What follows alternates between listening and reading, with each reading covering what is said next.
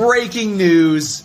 Tanner Lee defeated the former champion Austin Shepherd 88-85. What a great run of predictions. The new Kicking Out Podcast Predictions champion, Tanner Lee. You love to see it. Dominated him. A 33-point gap for Tanner Lee. That's got to be embarrassing for Austin. Now the former champion, not the champion anymore. Here's to hoping Tanner Lee does not tear his tricep, bury the entire Kicking Out Podcast Predictions company, and then get into a fight immediately after that would render him suspended and have to vacate this championship.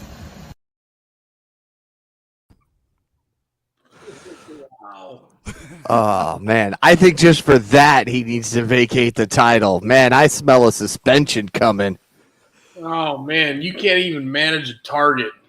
Oh, I was hoping to pull that out last week. Unfortunately, Shep couldn't join us, so I'm like, I got to sit on that for one more week. I told Paul I had something special planned, but I didn't tell him what it was. Yeah. So. Yeah, well. And then he pulled it, so I couldn't even look at it last week when I was doing it solo. So, yeah, thank you to Sean Ross Sapp, SRS of Fightful, for doing that cameo for a one-time introduction to the Kicking Out podcast, which you're listening or watching live on Twitter and YouTube right now. The champ, Tanner Lee, is here with Paul Zartman and the former champ, Austin Shepherd. How you guys doing? I'm good. I was going to join Sean's little monthly thing, but I don't think so now. You just cost SRS a whole freaking $5 there. $5. Yep. $5. That's an extra cocktail at the Moose. Well, that is true. It is. Still some of the best $5 you can spend out there. Either way right there for Cocktail at the Moose or the Fightful Select subscription. So, boys, what a show tonight. My gosh. Yeah. Yeah. There were several different times that things went differently than I expected. Hot crowd, new champions crowned, a debut that I didn't see coming. I don't think a lot of people saw coming. So AEW's kicking some butt right now. 3 or 4 weeks in a row, they've had good shows kind of ever since All Out, really. So maybe it's addition by subtraction right now with the talents being away that were involved. Maybe. I don't know. Your boy Sean tweeted earlier today of a gift of one Saraya, but it was of her previous gimmick. And then he had to backtrack a little bit and explain himself that he was just kind of ribbing a friend. Mm-hmm. But he maybe knew a little more than we thought. Oh, I think he definitely he knew. Because he came out that she and AEW had talked this summer and kind of left it at that. And then, of course, she pops up tonight. And she pops up. Yeah. Hey, and I'll give her credit. It was awesome. Enjoyed it. But maybe the second biggest pop of the night. we'll talk about the first one here in a little bit, but like you would think at any point like that would be the biggest pop of the show, but I think it was the second. Yeah. Maybe arguably the third. I don't know. When Acclaimed music hit the start of the match, that place erupted. Yeah, it did. It was loud. I mean, the first hour of the show couldn't have started any better, I don't think. Oh, it started hot and it stayed hot. Which it started with the match for the ROH, the Ring of Honor World Championship. Claudio Castagnoli defended against Chris Jericho, who came out as the Wizard. Chris Jericho tonight, not Lionheart, not the Painmaker. Back to the Wizard. Fun match between two good friends in real life, two former foes in WWE. Kerry Silken was, of course, at ringside. Saw Jericho put his hands on him at one point. Claudio was on fire with the uppercuts tonight. He got 20, I count them, 20 swings in the night on Jericho, which is pretty impressive. He's got to be the strongest wrestler pound to pound, right? Oh, by far. Yeah, they've always claimed that from his early WWE days.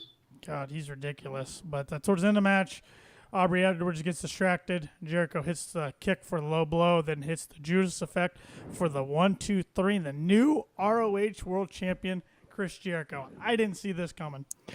I did not either. This match started, and I went, all right, Claudio's going to retain. We're not going to see this change hands, at least not on AEW television. We'll wait till the next ROH pay-per-view. Yeah, this kind of just threw me back. I enjoyed the whole match. Of course, now the title's been dishonored, as we've heard said. But, it'll be fun to watch. I like the match. I like the little swerve at the end, obviously putting the belt on Jericho. But I don't want him to discredit ROH and what they have built and what they have held their standards to. Not saying he can't do it. Okay, he's a legend. Don't get me wrong. But I think he'll use that to draw some heat down the way. So I like the swerve. I like the excitement at this big show, the way to start the event. I don't know. I don't want to bury the ROH championship. Not saying that Jericho won't do it, but to do it the way most of the ROH guys did in the past. If that makes sense. I would almost say right now it elevates the championship. I mean, Claudio was definitely the right person to have it as far as he represents everything ROH stood for and they want to stand for. But if you're trying to get a TV deal, Chris Jericho's a big name. And, I'm looking across the board at the champions right now. Jericho's the world title, Samoa Joe TV title, Daniel Garcia the pure champion, FTR tag champions. That's pretty good. And I started this on the DVR and I was catching up. And maybe I didn't see the first couple seconds. Did they do the code of honor? Yes, they shook hands and Jericho pulled him close for a face-to-face. Then Jericho smacked him across the face. So It was a code of honor, but yet Jericho kind of disrespected it. I did like at the end of the match how the JS came out to celebrate. Garcia was in the background, and you saw kind of not a stare off, but kind of a distance between those two. I can't wait for that program. And for them to finally come head-to-head, maybe unify the Pure Championship and the ROH World Championship. We're going to get that sports entertainer versus wrestler. I think that's where we're going at least eventually. You didn't say sports entertainer right. You got to say it right, Tanner. Come on now. They're sports entertainers. I can't do the daddy magic. I can only do it with the taste of the title. So, yeah. And we haven't heard much of ROH since the last pay-per-view. So, I mean, I know we usually get one of their big ones in January or February. I think it's first of the year type deal. But I don't know. I think we need a little. Well, I always harp on AEW this, but there's got to be some storytelling. We didn't have really much storytelling with Jericho and Claudio, but now we got something. We got a foundation, so let's build on that. Exactly. I mean, my first thought when I saw Jericho win, because I thought Claudio was going to somehow win, even though I'm like, do they really want Jericho to have another loss? But right when I saw the 1, 2, 3 and Jericho won, I thought right away, I'm like, they got to be close to a TV deal or got one made, because I don't know. I just feel like Jericho wouldn't hold that title if it's not going to be on some big shows coming up. So, and the next couple of weeks it's going to be all over TBS and TNT. Yep. So exactly. So, and didn't ROH used to have a big pay-per-view in December every year? Was it December or January? I can't remember. It was gosh. I'm gonna have to look it up now because it's gonna bother me. I love how we all just go to look it up now. Let's see here. Good old Wikipedia.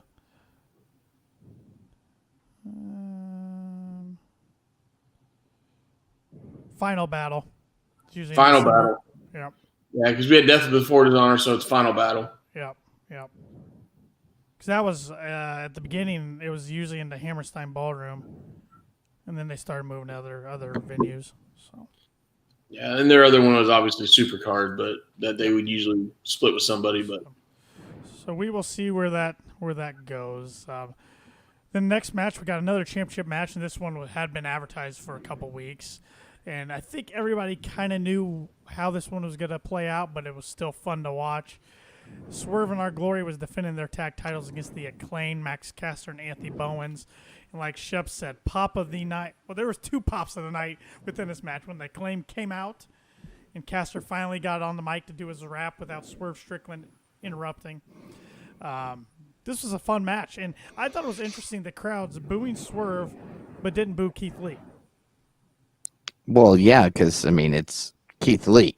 He's limitless. But they're over Swerve now. Well, Swerve's such a great heel. I mean, he's proven that the last few weeks. He let him be a heel, let him run with it. Mm-hmm. So I really enjoyed this match. Had a lot of good crowd chants in it, a lot of back and forth, a lot of good spots. Saw Swerve go to hit, I believe it was Caster with the boombox, but he missed and hit Keith Lee. I'm like, there we go. That's going to set up that feud.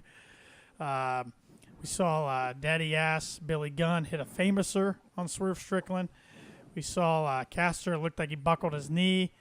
I think that was just all a work because he ended up finally hitting the mic drop at the end for the 1, 2, 3, crowning new champions, the Acclaimed, which I guess my only gripe is, and I'm glad they won, but my only gripe is it seems like the tag team titles that are just getting thrown all over the place. Setting up for a good feud between whoever the tag champs are going to be at the time when this feud starts and FTR. True. I'm biting my tongue right now because I don't want to say anything negative.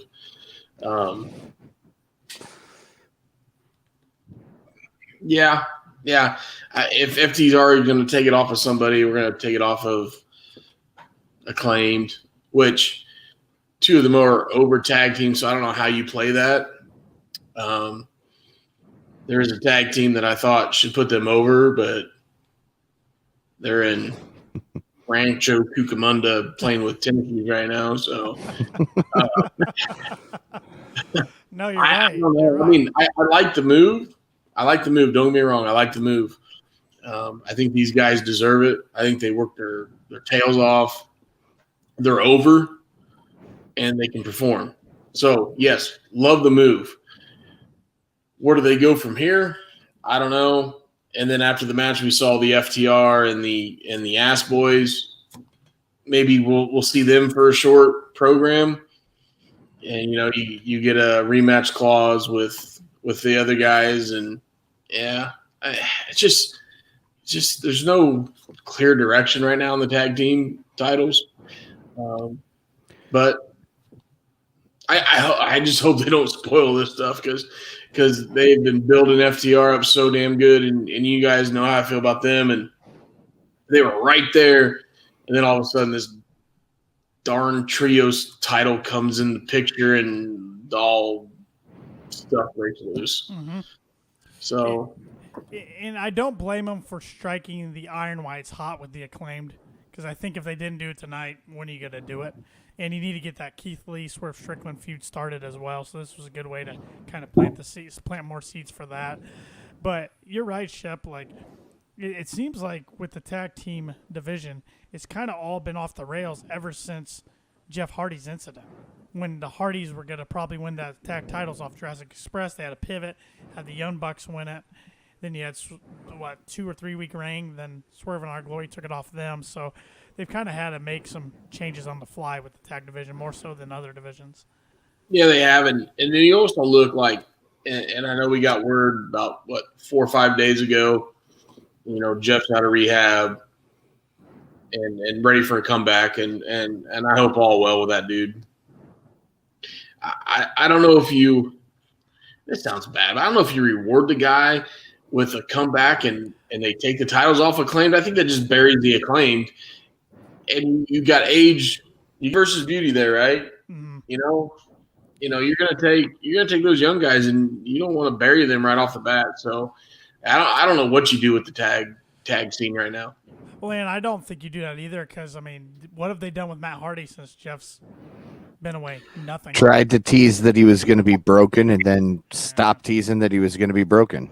Yeah. So and now he's super sensitive all of a sudden. Yeah. Yeah, so it's Don't say that.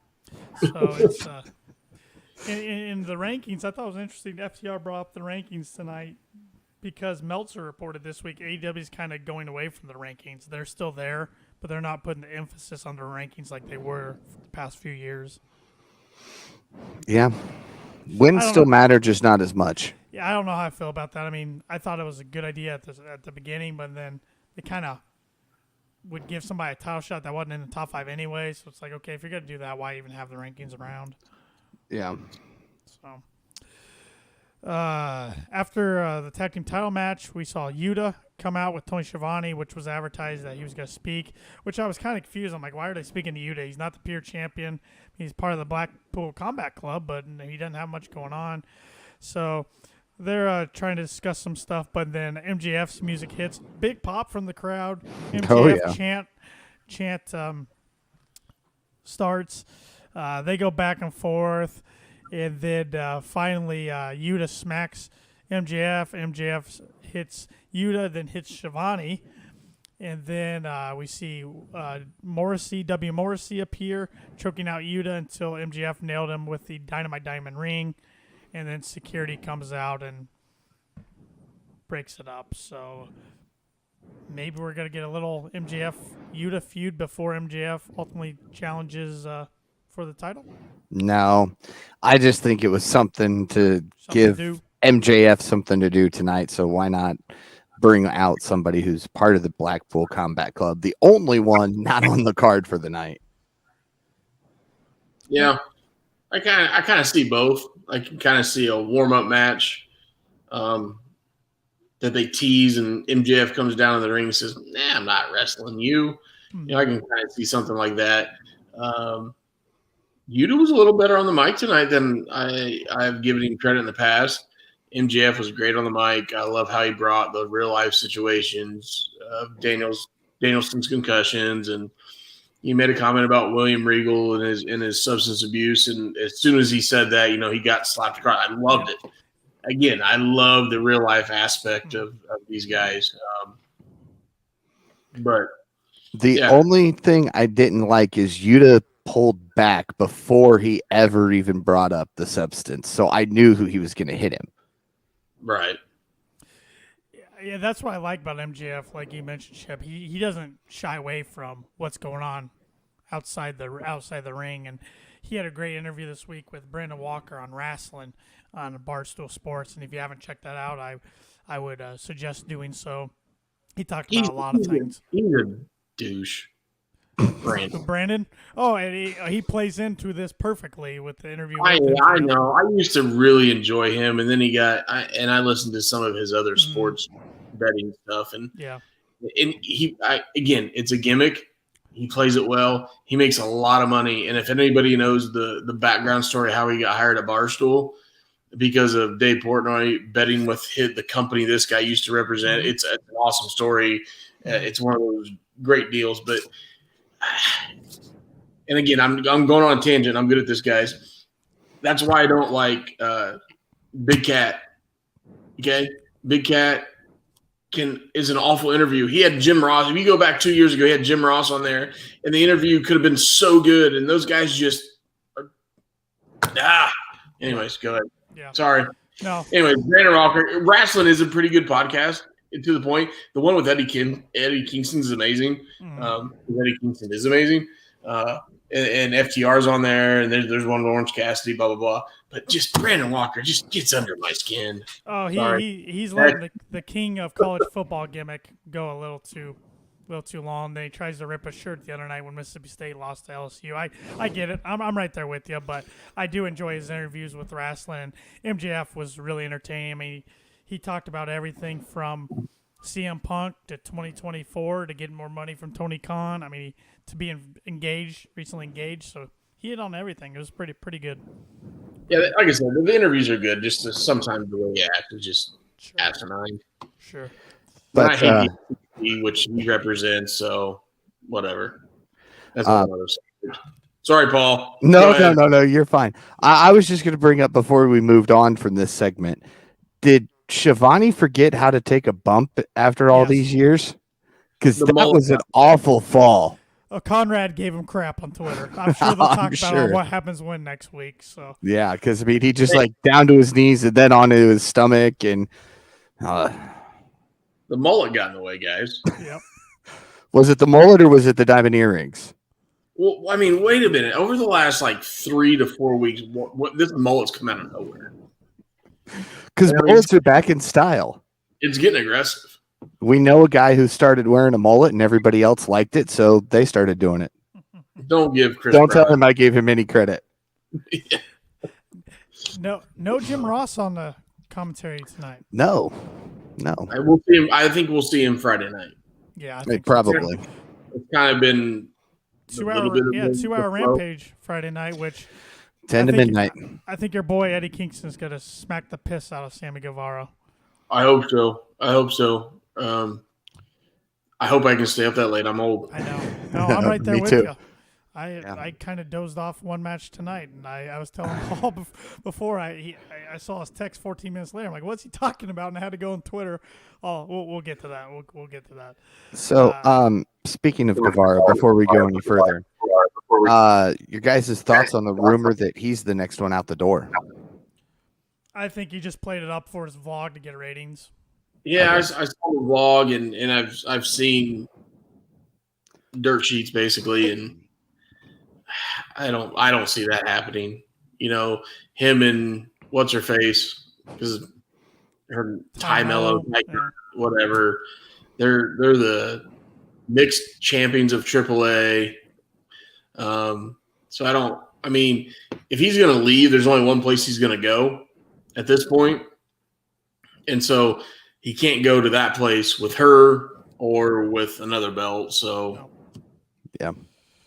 I just wanted to get your input before we moved on. I don't think he's going anywhere. If he did, I think he'd be a great fit in Impact. But I don't think he'll go there though. So it'd be he ruined his chance with Impact a couple years ago. That's if you remember. true. I forgot about that during the pandemic when he kind of no-showed. I forgot. Never mind. I take that back. Yep. He was a little bigger for his wrestling boots at the time, and yeah, forgot about that. Didn't work out very well. Yeah, that was that weird partnership that didn't really pan out. Besides Christian becoming the Impact World Champion on the first Rampage last year. Besides that, it didn't work out that well. No. Okay. We saw a backstage pre-tape in which Trina's going to be competing against Jade Cargill. And they have a stare down. So I'm kind of over the Jade Cargill and the baddies backstage tapes. You notice they bleeped out the S word for her, didn't you? Again. Yeah. But they let her say bitch. Whatever. Warner Brothers. Yeah. Yeah, they're getting a little more strict, I guess. Apparently only Jericho can say the S word now. Well, are we back to, remember when Dynamite began in 2019, they were supposed to only get like one per episode. Yeah. So Chuck Taylor always wanted to be the one to say it, and he never got to. He tried. Yeah. We then got the All-Atlantic Championship match. Tonight was just a night full of championships, which is great. I mean, a good way to pop a good rating. Pac defending against Orange Cassidy, a rematch from, if you remember, Orange's first singles match in AEW Revolution 2020, which was a heck of a match. Pretty good match tonight, back and forth. Pac had to go into depths that I don't think he thought he was going to have to do to beat Orange.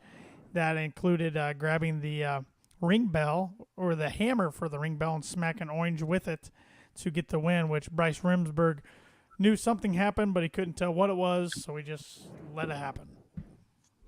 Yeah, can we talk about the little moment between Bryce and Pac? That was just hilarious, in my opinion. You know, he said, "What'd you hit him with?" Elbow. Yeah. Shake it off. Yeah. So, I've never been a big Orange fan. I'm not either. Yeah. I still call him Pockets. Thanks to Jim Cornette. But he kind of won me over tonight. I thought this was a really good match for both of them. And going into this match, after watching the first two, you know, we heard comments from Tony Khan that you're going to see something that you have never seen on TV before.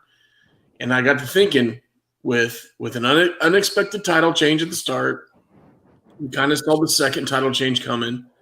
I'm going, holy cow, these are all title matches. We're going to see all new title holders tonight. That's what we're going to see.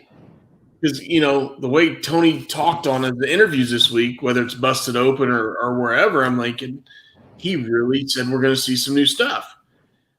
So towards the end of this match, I'm going, holy cow, we're going to see it. And I'm like, Orange put up a performance where I could see him kind of doing this. And then I really like the finish. Yeah.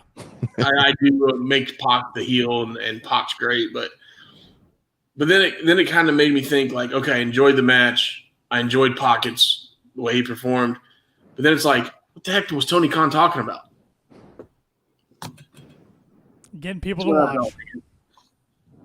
Getting people to watch. Yeah. And I kind of thought for a second Orange might pull it off towards the end, because I'm thinking back in my head, I'm trying to think of the next contenders for all these titles. And we saw last week All Ego Ethan Page wants to win that All Atlantic title. I'm like, okay, he's a heel. It might make sense for Orange to win, face against heel. But then with Pac retaining, then, well, that's out the window for a little while. Yeah. Again, one of my favorite matches on the card tonight. Yeah, it was a good one. I mean, it was.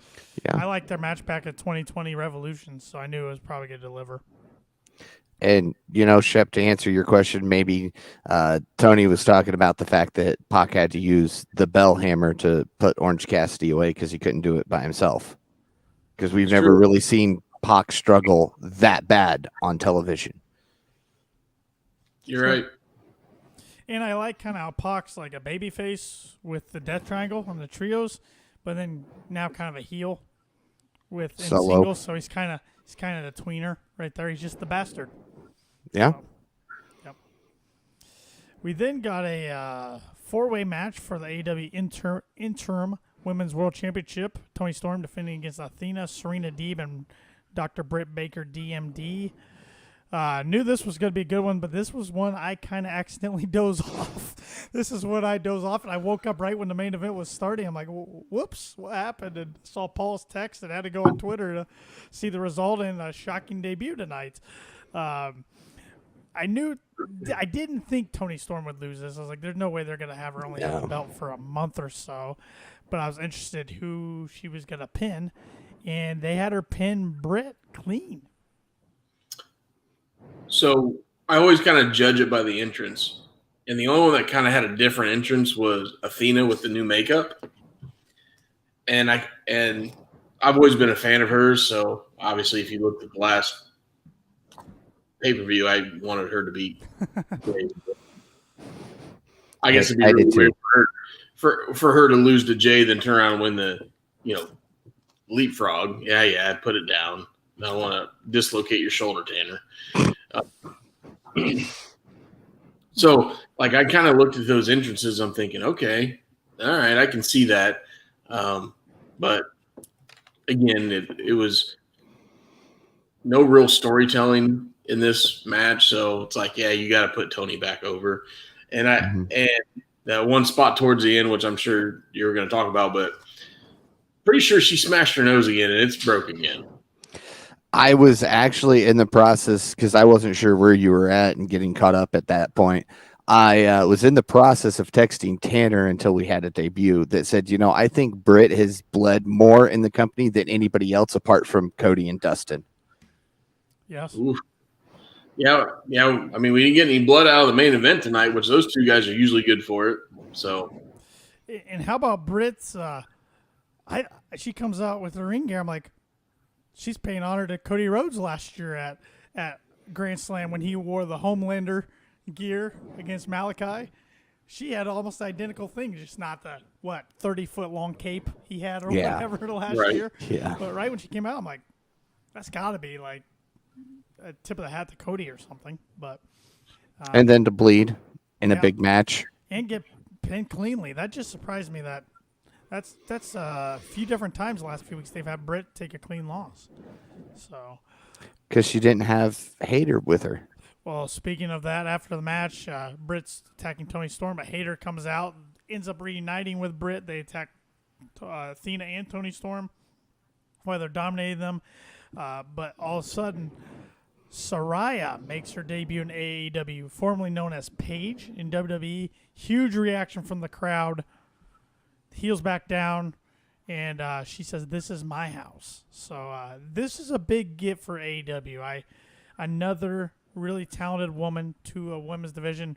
We haven't seen Saraya in the ring for I don't know how many years. 5, 6. Yeah, because Vince wouldn't clear her, even though the doctors had cleared her. Mm-hmm. She had some neck issues, right? Yeah, she came back briefly, I think, for like one match, and then I won't mention a certain person who has the initials SB, who at the time was botching a lot of her stuff, hit her and dropped her and took her right back out of action. It was at a house show, wasn't it? Yeah. It wasn't even a TV show. It was a house show. Yep. So, I've listened to she got released from WWE 6-7 months ago. And she's done some podcasts. She's done some. I know she was a part of Ric Flair's last match weekend and did some interviews there. And she has talked about her health, her mental health, her sobriety, and that she was in a really darn good place. She did one with Renee Paquette, and her and Renee are really, really good friends, and it was a really good podcast or a really good interview. So to see her healthy, yeah, she looked good. She looked good. She got a hell of a pop. If she's been in the ring training, obviously behind the scenes with us, nobody really knowing, and she's ready to rock. Hey, she can go. She can go. Even before her injuries, she was very, very good. Obviously, she grew up doing it. I think her first match was at 13 or something like that against her mom. Yeah. So yeah. And I know a few months back she was on record in an interview saying the one match, like kind of her dream match, was against Britt Baker. So it looks like they're gonna probably make that happen, which can make some money. Oh yeah. So, but good to see her back on television. Excited to see her back in the ring. And I saw a tweet tonight at a chuckle saying that we're just missing Renee Paquette now from having AEW backstage. Yeah, I saw that too. It's like, that's pretty good. It's true. It's I saw that too. Oh, yeah, that show was interesting when it was on Fox Sports 1. Yeah. At least. Yeah. We then got the main event tonight for the AEW World Championship. Jon Moxley versus Bryan Danielson, Blackpool Combat Club stablemates. This match was freaking awesome. Oh, yeah. Every second of it. It was hard hitting. I mean, chop after chop, some stiff shots, some great submissions, some great holds, a lot of close calls. I mean, there was 3 different times I thought the match was over, and Danielson found a way to kick out every time. And then I thought Danielson was going to make Mox submit. And then the finish of the match was fun. We saw Mox hit a death driver, which now he's doing a death driver more so than a paradigm shift. Yeah. Saw the death driver on the entrance way, and then that makes Danielson roll clear into the ring. And then Danielson managed to find a label lock. He got himself out, and they brought it up the stage. Well, that's when Moxley delivered the death driver. My fault. Then he locked in a sleeper hold. Danielson tried to reverse out of that, but Moxley kept it locked in. Finally, Danielson just faded out. So another loss for Danielson, but another one where he doesn't get pinned. Yeah. And he didn't tap. And he didn't tap. Moxley's the first 3-time AEW World Heavyweight Champion. And, honestly, if we didn't just have Mox as interim champion, I think Danielson would have walked away champion tonight. But I feel with the pay-per-view just happening, a lot of people said TK should never have given it to Punk, not to mention the backstage stuff that went down after the pay-per-view. I kind of felt that they were just giving it back to Moxley as a, here we fucked up. Excuse my language. No, you're fine. Just had to put explicit on this episode now. Thanks, Paul. Yeah, it just kind of rolled off the tongue there. Sorry. No, Moxley is the face of AEW. Yeah. I mean, he's proven that time and time again. That's why when Tony's in a big guy has his back up against the corner, here, Mox, get us out of this, and that's what he keeps doing. You know that there was a report on Fightful today before Dynamite started that they had another backstage meeting today. It's kind of becoming a regular thing, and they said the vibes backstage have been higher the last 3 weeks than they've been in a long time, which is good. And I think Moxley's definitely one of those locker room leaders leading that. This was a guy who was supposed to be off for 6 weeks. He wasn't supposed to come back until a special Tuesday night Dynamite in Cincinnati next month. But he's like, nah, I'm going to put that to the side. My company needs me. I'm ready to rock. So I think this is setting up for a program of Moxley versus MJF, which is a callback to their program in All Out 2020. But now MJF's more mature, and I think ultimately we see MJF take the title off Mox. Mm-hmm. I agree. There was a little bit of me that thought Brian would go over. Only reason being, okay, Mox had a scheduled 6 week off. The stuff happened at the media scrum. He says, hey, look, I'm going to put this company on my back. I'm going to come back for 2-3 weeks, and I'm gonna put your champion over because that's what I do. I'm gonna put the belt on Brian, and then I'll go have a 3-week vacation instead of a 6-week. Take one for the team type deal. So I kind of had that vibe, especially with Mox coming out first. I know Interesting's used to be that way, but not so much that today. So I had a little bit of that feeling. Great match, don't be wrong. I don't know. I'm a huge Mox fan. Mm-hmm. I don't know. I almost looking in the long run. I think we should put the belt on Brian. It's my opinion. It was a great match. Don't be wrong. Not taking any away from any one of those guys.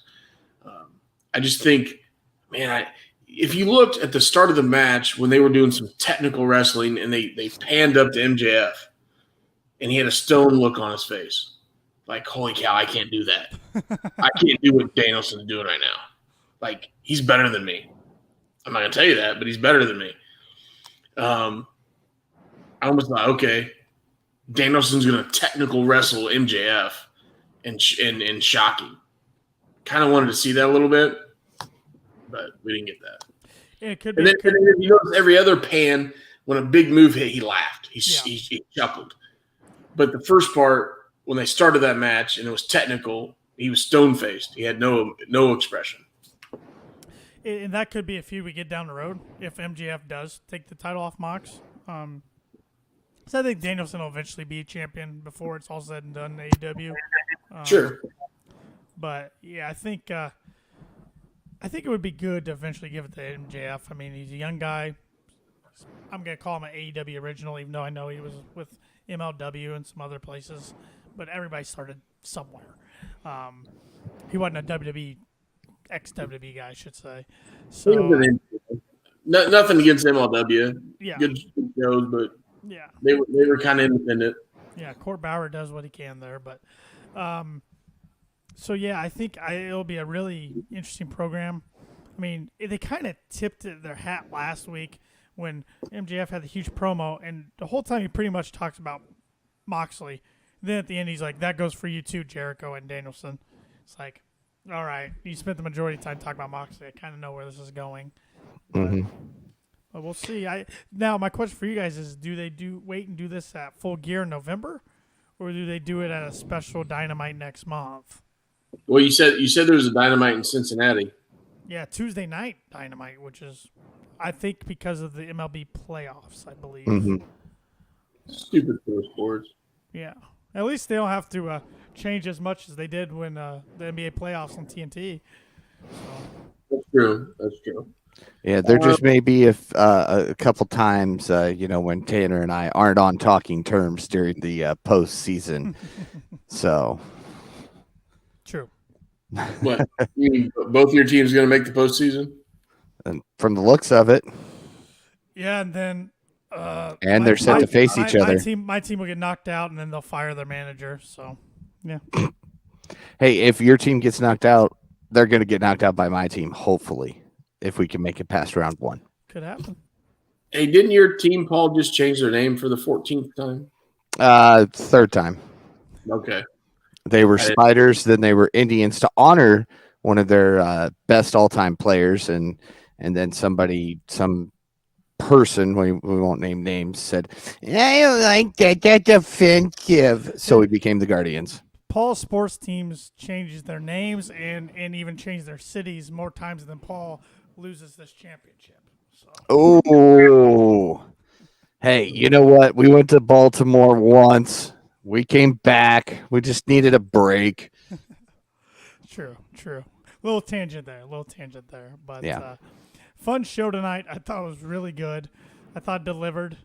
I'm sure there's people out there in IWC complaining about stuff, but I thought it was a really fun show. Always. I got one complaint. That stupid entryway with the taxi cab that kept That was going up. annoying. It kept like when Yuta was on top of MJF, it looked like they were moving because it was moving. Yes. Like, why?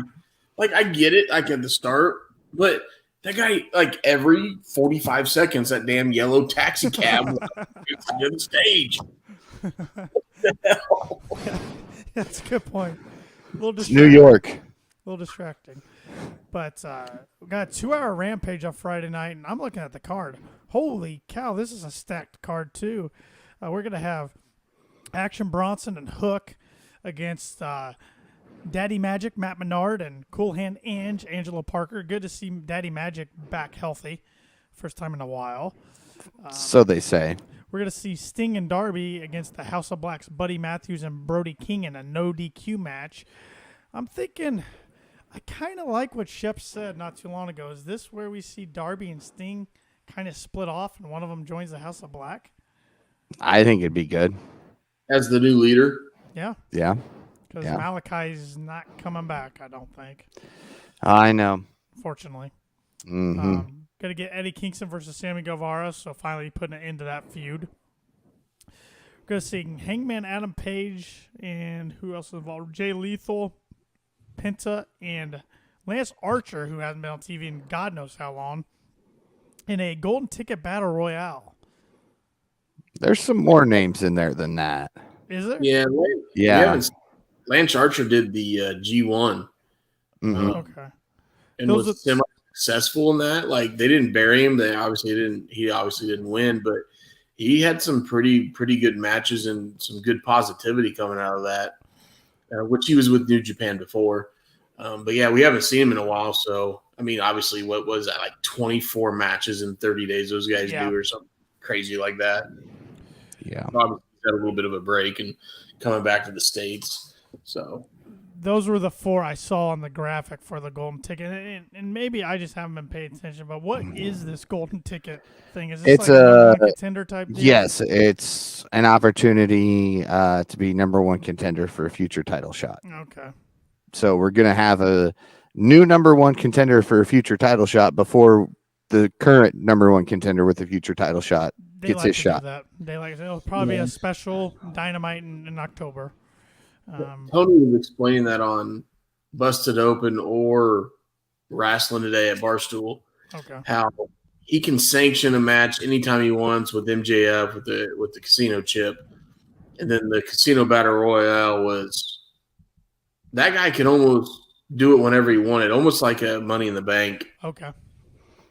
I don't know. That's one thing I wish they would have done before this week was explain how that chip works. Because I was still confused the whole time. Like, does he have to say when he's going to use it for a match, or can he cash it in whenever, like Money in the Bank? That's one thing AEW needs to kind of, like, a little nitpicks for me. They need to kind of put some ties on those. And in that battle royale, I think 10 is it Preston Vance is in that. Okay. Evil Uno's in there. I'm trying to find it and I can't. There's some.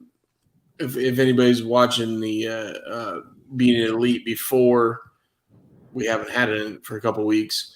It's on Andrade coming after 10 there. Right. Almost can kind of see something comes down to him and Hangman or something like that. And, I think Preston Vance is a heck of a performer, so kind of like to see him a little bit more. Yeah, I'd like to see it especially if whoever wins this isn't going to win because of MJF, being the true number one contender. I'd kind of like to see it be a younger talent or somebody who kind of needs a little push. I mean, as much as I like Hangman, I don't want to see him win this. So I can kind of see, something like it comes down to him and Vance. That'd be fun. And I don't know, Johnny Hungry tries to help and cost Hangman or something like that. Because I think that dude is super entertaining. Yeah. Well, I went to try to look up the match card and unfortunately came across spoilers. I hate spoilers. Yeah, because and it wasn't labeled spoilers. That's the one right thing now. that really got me is I started looking and I went, whoa, no. So Yeah. I'm not going to say what I saw. That's not live on Friday. No. Hmm. And it's a 9:00 start time with being 2 hours instead of. Oh, I thought it said 10. I think it's 9. I thought it said 10 too. Well, It's rare that Paul and I agree. yeah, I thought Meltzer tweeted Friday, something. September 3rd, 10, 9 Central. All right, Meltzer. Maybe Meltzer was talking about 9 Central time. Uncle Dave, he's out there. Yeah, I don't know. Yeah. And we also are going to get Jade Cargill defending the TBS Championship against Diamante. Ray Phoenix is going to go against Jungle Boy, or Jack Perry as I want to call him. Ricky Starks is going to go against Powerhouse Hobbs, and we're going to get a fun team of Wardlow and Samoa Joe against Tony Nese and Josh Woods. War Joe. Yeah. Not sure how I feel about that. Which that was. Go ahead. I could care less about Tony Nese. I really like Josh Woods. I would love to see Claudio and Wardlow have a little program for the TNT title. Man, Josh Woods could be really good too. That could be good too. Yeah. Josh Woods was one of those guys that ROH developed from the ground up, and I don't think the guy can speak very well on the mic, but I think he could be a heck of a technical wrestler. He was in contention for that pure title before they dissolved and stuff like that. So he was right there with I think him and Silas Young were together, which I really enjoy Silas Young. I don't know whatever happened to him. I know he had a couple AEW little appearances. But yeah, I think Josh Wood could be really, really good. Yeah, they definitely got some good ROH talent on the roster. That's why I'm really hoping that TV deal's coming sooner than later. Streaming, wherever they end up. Yeah. All right. With all that said, what are you guys giving as a rating for tonight's show? Shep, go ahead. I've usually been pretty tough in the last couple of weeks when you guys have asked me this, but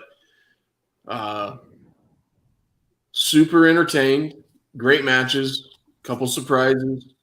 Saraya's back, huge pop. We didn't get a Captain Insano. Got a tease on Twitter, Tony. All day long about Captain Insano. Yeah.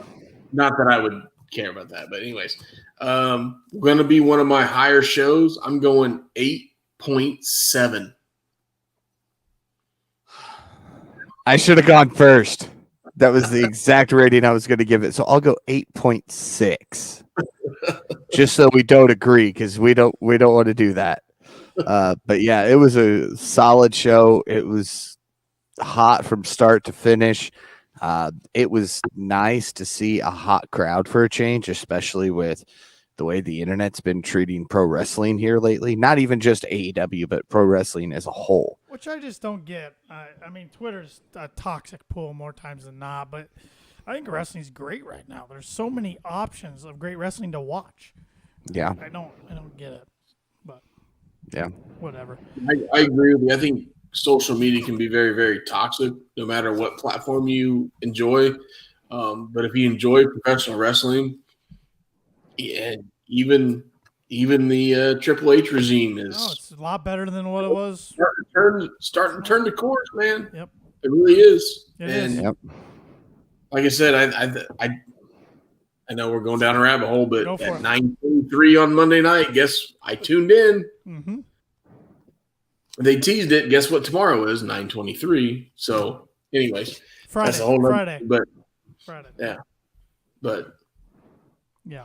It's already Thursday in Chip's Head. Leave him alone. It's close. We're getting there. I guess today is Wednesday, isn't it? Yeah. See, I told you in his head it was Thursday. But literally, when it comes to pro wrestling, you can find something every night to watch throughout the week. And I mean, Impact's putting on good shows. They're on the worst damn channel out there, and you can't find it. So I mean, it's between bass fishing and pike fishing, or something. On the outdoor Access TV. So yeah. No, it's all good stuff. But of course, you got negative people out there who just like to be miserable, and people have loved to be negative on social media when nobody knows who they are. Yep. So, well, my rating tonight, I'll be the highest one tonight. I'll go 8-9. I don't have much to pick on tonight at all. Very fun Dynamite. This is exactly what I want a big Dynamite to be. I thought a few weeks ago on the go home Dynamite was pretty weak for All Out, but everything after All Out with all that backstage melee or brawl out, as people are calling it, or whatever you want to call it now, whatever it's going to be known in the accolades, they're putting on a good product. I think the focus has shifted back to where it needs to be. So, Wrestler of the night. You first, Paul. I don't want to take your thunder. All right.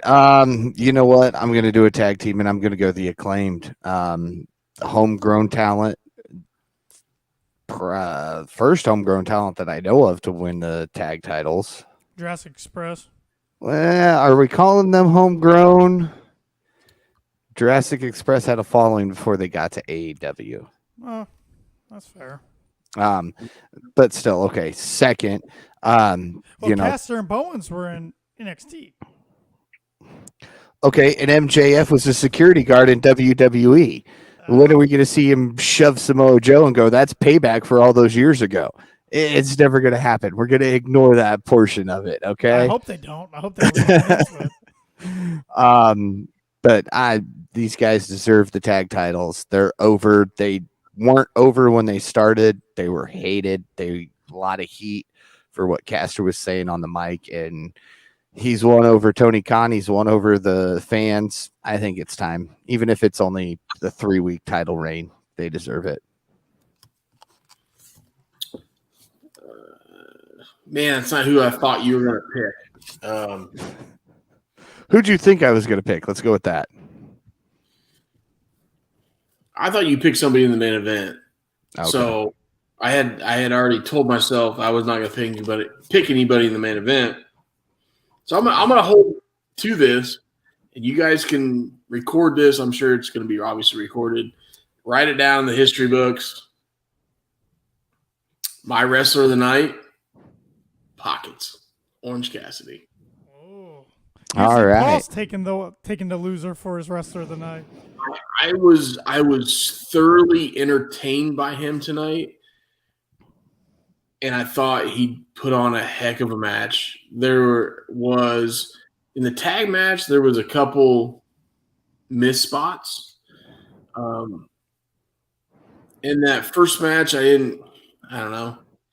I wasn't thinking Claudio or Jericho could be wrestler of the night being lead off. And then when I watched that match with Cassidy, I'm like, holy cow, this guy thoroughly entertained me and put on one hell of a show. So tonight, he's my wrestler of the night. I like it. Great reasoning for it. September 21st, 2022. The time is 11:12 p.m. There, it's officially on the record. I'm going to go with Chris Jericho. He's now 8-time world champion for his career. If you had told me last year that Chris Jericho was going to be the ROH champion come September 21st, 2022, I'd been like, what are you smoking? That's never going to happen. So just pretty cool. Another accomplishment for his career, and I'm anxious to see where it's going to go. So if we look back, Jericho has held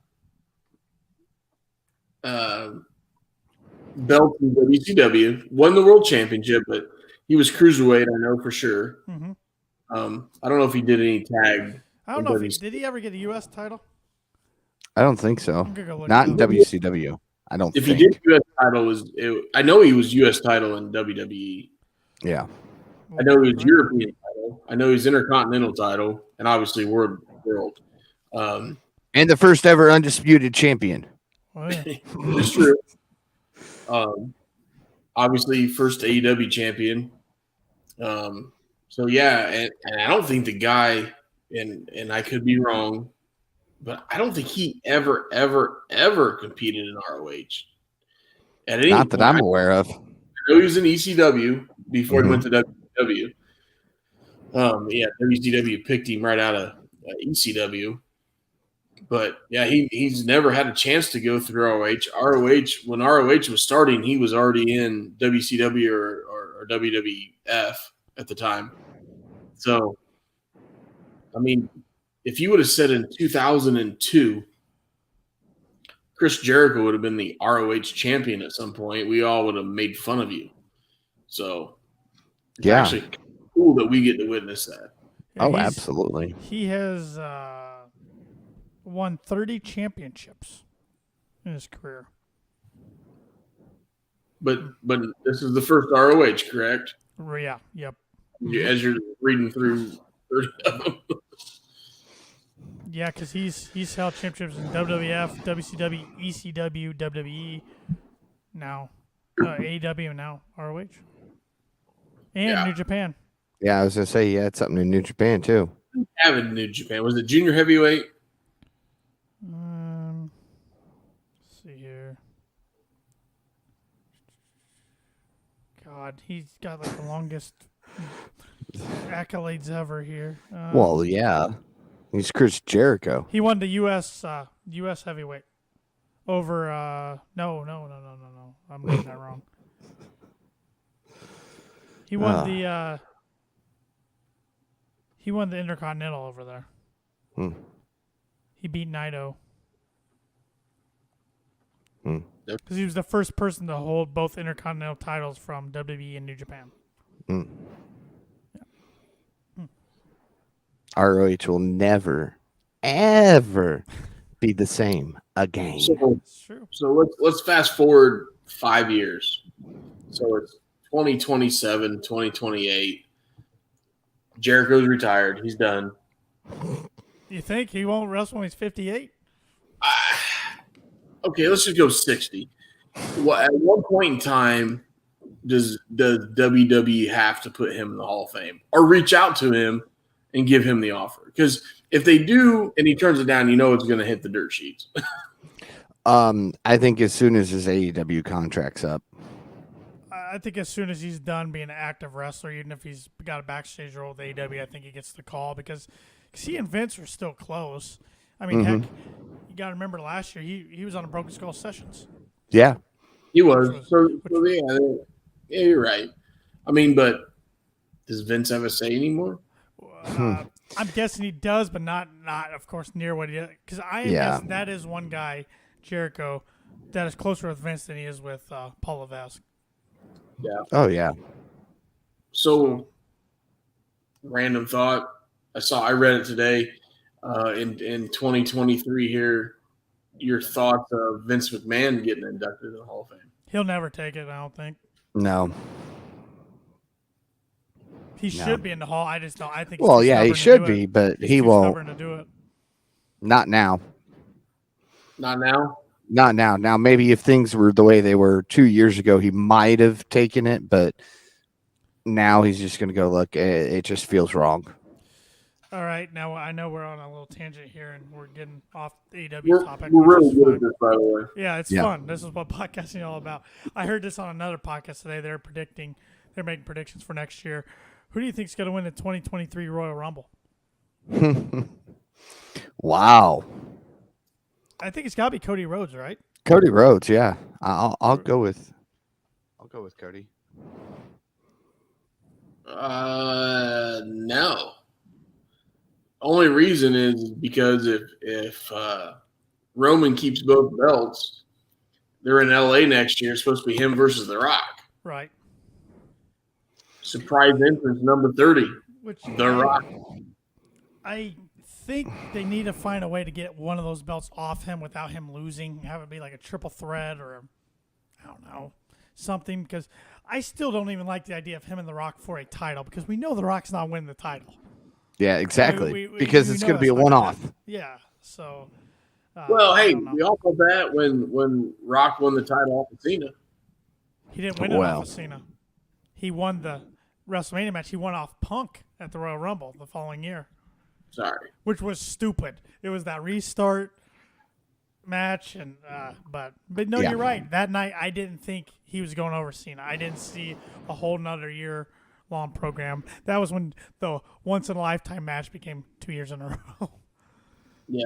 But, I mean, we're going to get Roman Reigns versus The Rock at some point. right. And we're all going to tune in and watch. If you take The Rock out of the picture, Cody's obviously the lead runner. Did anybody feel that the curb stomp from Mox was a shot to the face to Seth Rollins tonight? I loved it. I'm glad you brought that up because I forgot to. I loved it. Yeah, like when he did that, I'm like, Yeah.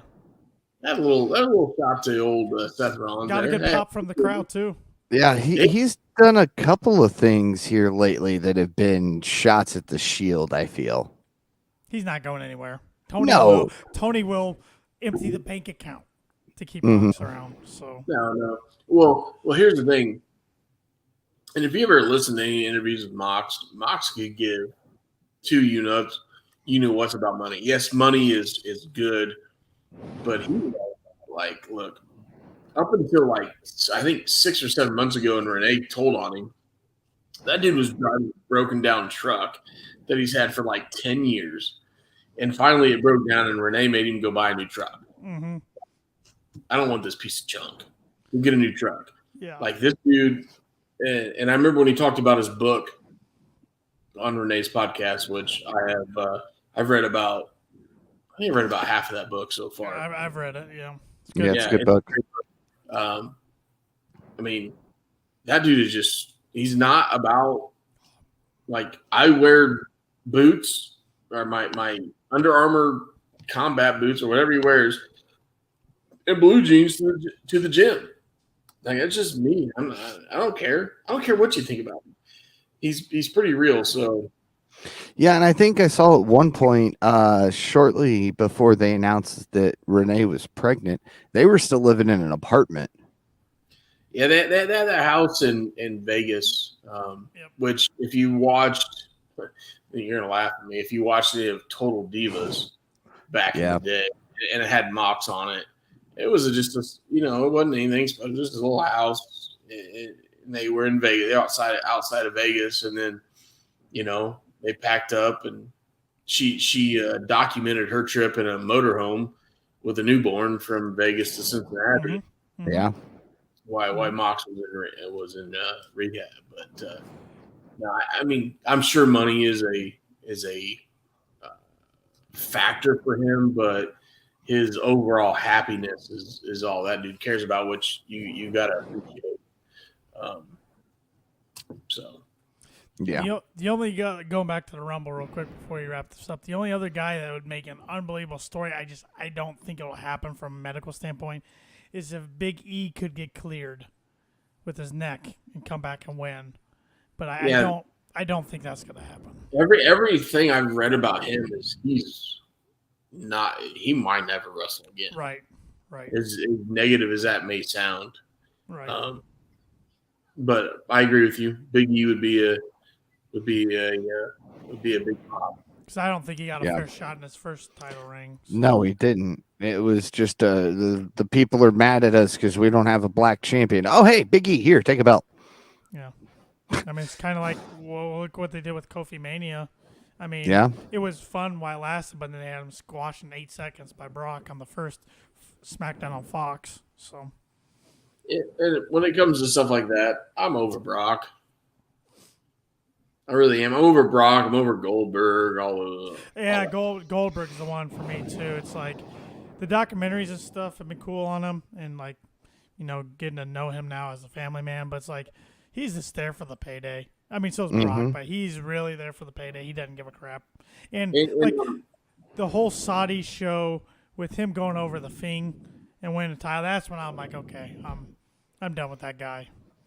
It sounds really bad because I've never been a big fan of either one of these dudes, and now they're dabbling into professional wrestling. But I'd rather see Roman Reigns versus Logan Paul than Jesus. Brock or Roman Reigns versus Goldberg. I'm just not a big fan of those dudes, but I mean, as long as I don't see Goldberg on TV, I guess it's okay. Sure. And Logan Paul signed a contract; he's going to be around. We're going to see him on television, so right. Don't roll your eyes at me, Paul. I don't like Logan Paul. Sorry, I don't know many people who do. Yeah, I mean, actually, I'm so hoping that, and I don't know if anybody follows MMA, but Silva. Nate Diaz just finished his contract with UFC with a dominant victory. I'm really hoping, nothing against Silva, I'm really hoping Jake Paul beats him and we set up a Diaz Logan or Jake Paul fight, which the interviews on that are going to be amazing.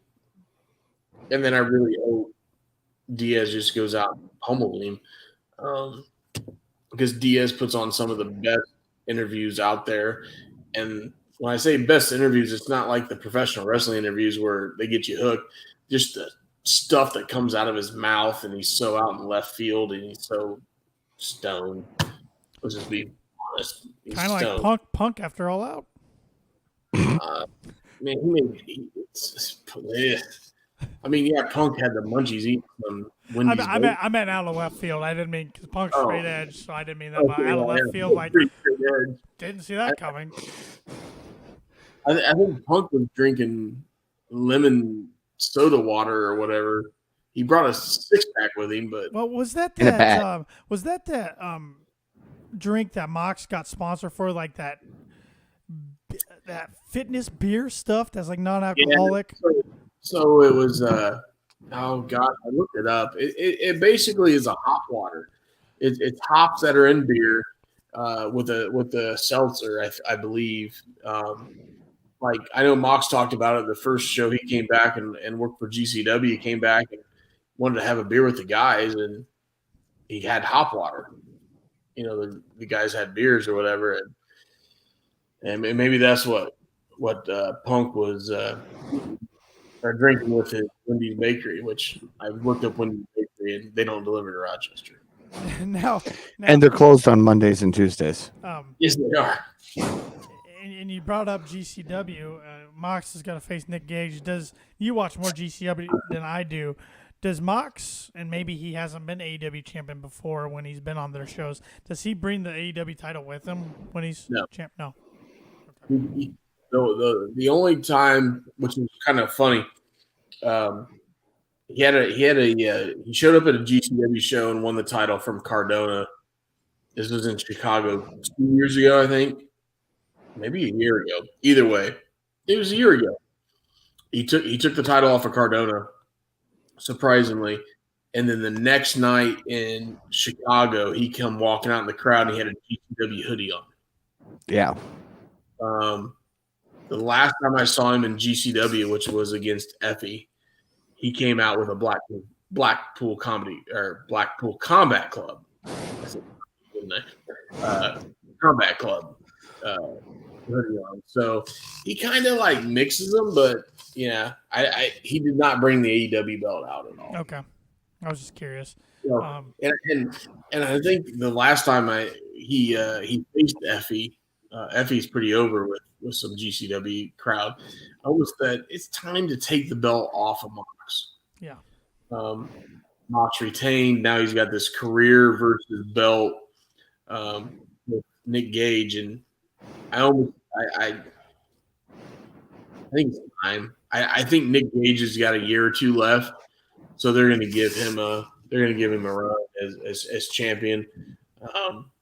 And I think we'll see Mox take a year off or so of GCW. So. Last question, I swear, last from me at least, unless you guys have anything else. and I'm asking Shep because he's a big GCW guy, but Paul, I want your input too here because this guy's become kind of like Cody did, found himself on the Indies after he left WWE and became a bigger star. Matt Cardona, do you think he goes back to WWE? No.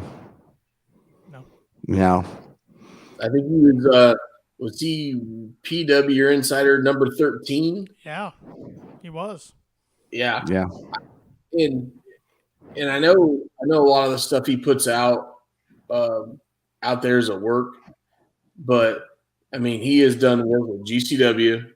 He just did a tour over there. They were over the pond, and it was like the only time he was ever pro GCW because he normally is against on social media, and him and Lauderdale, they bicker back and forth.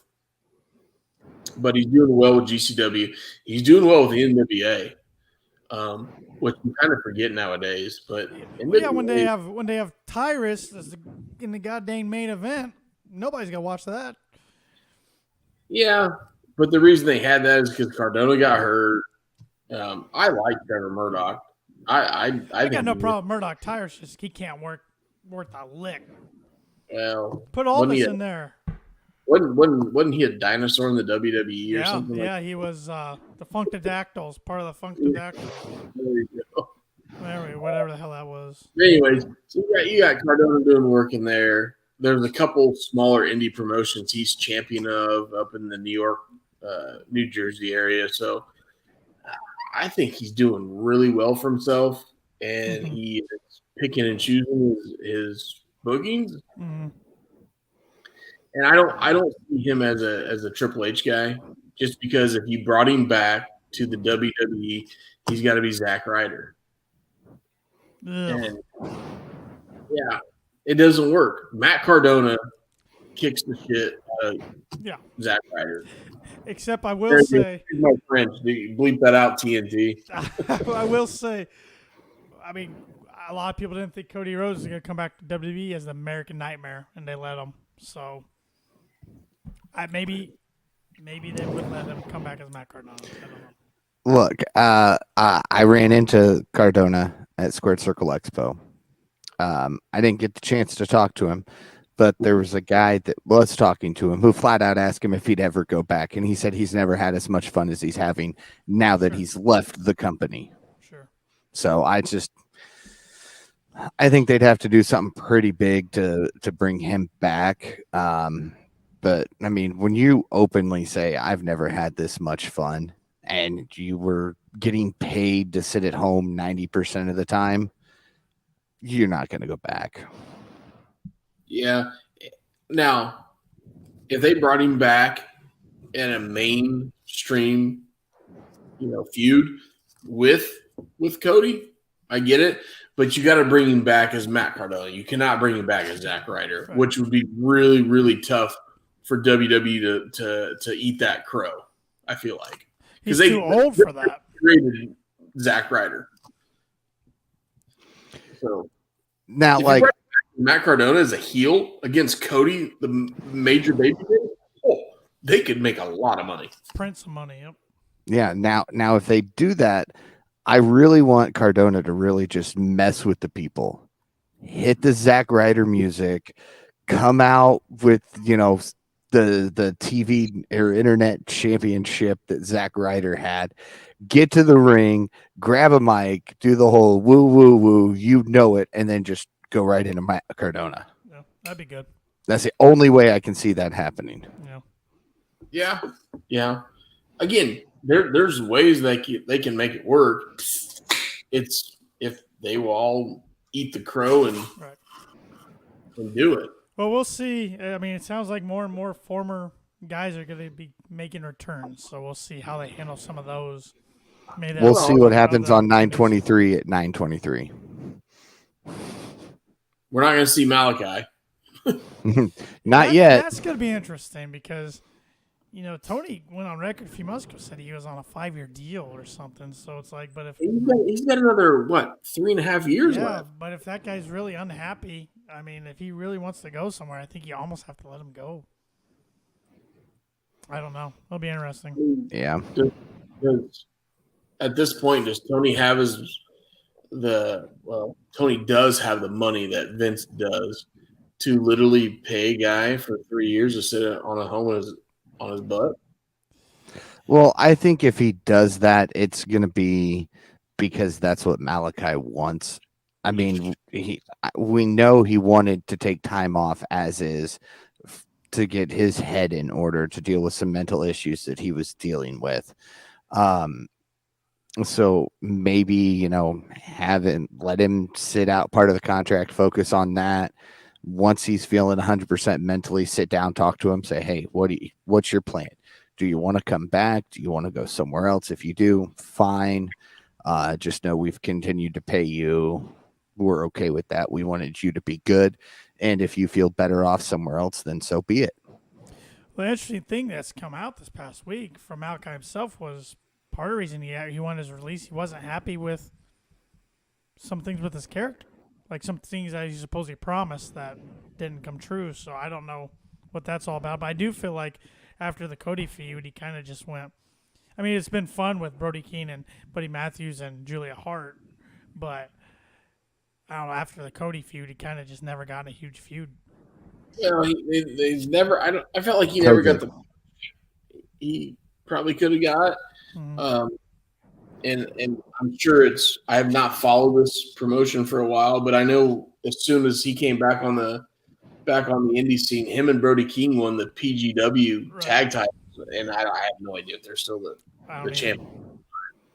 I have not followed PWG in a long, long time, or had seen any updates lately. So, I mean, if he's going, I know he did some indie shows this past weekend. He made the comment like, look, I'm going to take a break, get myself right. And his wife's still in WWE, so. Yeah. That's a big thing, too. I mean, after she said she'd never go back. Oh, and he was a Triple H guy. I mean, he was black and gold. So. For sure. Yeah. So, yeah. Him and he was a Triple H guy and a Shawn Michaels guy in NXT, so. And so was Adam Cole, and I think we'll see him return soon. So, and he said he's taking over when he comes back. So he'll be in control when he comes back. Yeah. We'll see. Yeah. Come back where? AEW. Yeah. Because I think he's another one that's got like 4 or 5 years, and Tony's not letting him go. And I think he's happy in AEW, I think, from everything I've read. So. Well, yeah, he gets to be with his fiance, girlfriend, wife, whatever the heck Britt is. Mm-hmm. So. Yep. All right. I think we've rambled quite a bit. So, Paul, we'll let you wrap it up. All right. Hey, be sure to follow the Kicking Out Podcast on all social media platforms at Kicking Out Pod. And when you're on our socials, check out the merch link. You can get some original KOP merchandise, or you can get some of the new updated stuff that is in our second store. That's right. A podcast with 2 stores. Be sure to follow the Kicking Out Podcast everywhere you follow your podcast. And if that happens to be Apple Podcast, give us that 5-star rating, because we want to get to be known as the 5-star KOP. Just say it. We're going to make that a thing, guys. 5-star KOP. Why Sounds not? Follow Tanner Lee on all social media at Tanner Lee 92, and that'll come off of him sooner rather than later. Shep and I will make sure of that. Follow Austin Shepard at the Shep27, and be sure to follow myself at Paul Zartman 921. And with that, for Austin Shepard and Tanner Lee, I'm Paul Zartman. Join us again next week as we kick out yet another podcast.